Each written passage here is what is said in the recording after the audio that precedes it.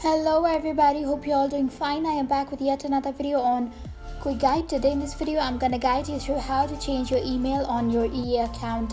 So if you want to change your email that has been listed in your EA account and you do not know how to get started, then this video is for you. Today in this video I'm going to absolutely guide you through the process of changing your email on your EA account. So if you want to learn how, then keep watching the video till the end.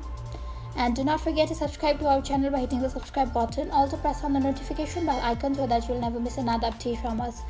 Now, in order to change your email on your EA account, first of all, go ahead and tap on Safari. And then after searching for EA account, you'll be entered with this particular screen on your mobile phone.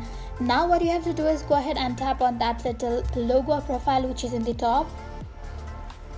And then you'll be available with the option called account settings. So go ahead and tap on account settings, and then you'll be appeared with this screen on your mobile phone. Now here you can see email address. So in the second option we have been provided with email address, and there's the email address which you provided them previously with. So go ahead and tap on edit, which is just beside email address, and then it says we will send a verification email to your new email. So go ahead and tap on enter email address and then enter them with your email address.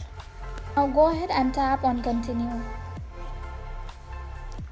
Now a verification code has been sent to your new email address, so go ahead and verify that. Now after you enter the verification code which has been sent to your new email, go ahead and tap on submit.